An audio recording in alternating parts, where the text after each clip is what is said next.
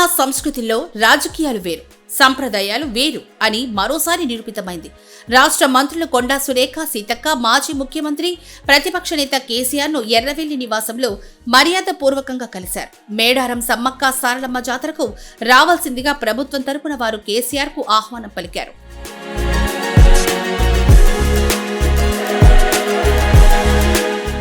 కేసీఆర్ నివాసానికి చేరుకున్న మంత్రులకు మాజీ ఎంపీ సంతోష్ కుమార్ స్వాగతం పలికారు.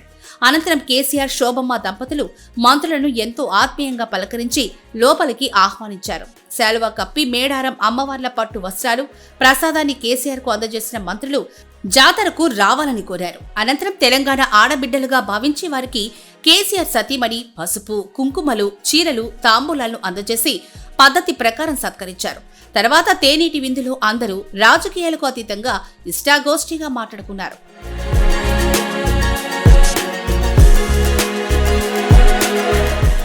మేడారం జాతర విశిష్టతను, ప్రభుత్వం చేస్తున్న ఏర్పాట్లను కేసీఆర్ కు వివరించామని మంత్రులు తెలిపారు.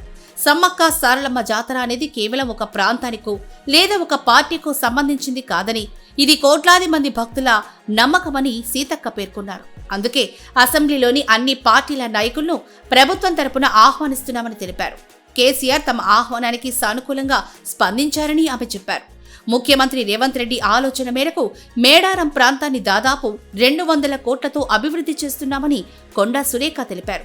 ఈ అభివృద్ధి పనులు 100 ఏళ్ల పాటు చెక్కు చెదరకుండా ఉండేలా శాశ్వత ప్రాతిపదికన చేపడుతున్నట్లు వివరించారు.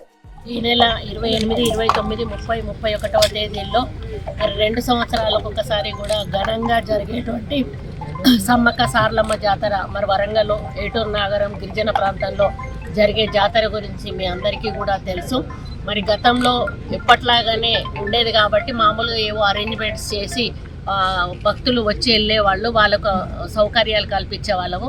కానీ ఈసారి మన ముఖ్యమంత్రి గారు ఒక ఆలోచనతోటి దాన్ని అభివృద్ధి చేయాలనేటువంటి లక్ష్యంతో వారు దాదాపుగా 180 కోట్లు, దాదాపు 200 కోట్ల వరకు కూడా రాబోతా ఉంది.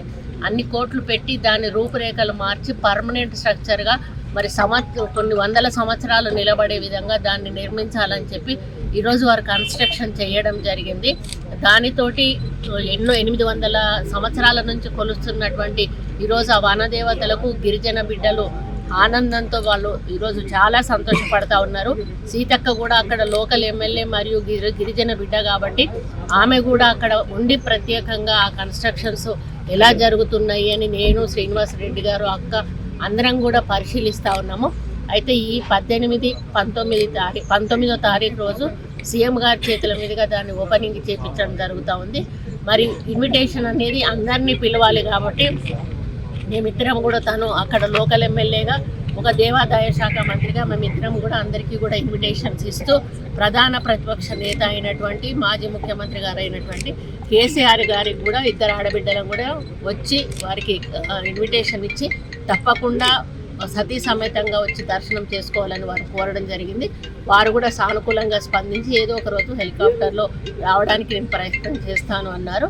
వచ్చి దీవెనలు అందుకుంటా అన్నారు. మమ్మల్ని వారు ఆశీర్వదించారు. వారికి కూడా మేము పెట్టి ఇన్విటేషన్ ఇచ్చి వారిని రమ్మని మరి గౌరవప్రదంగా పిలవడం జరిగింది.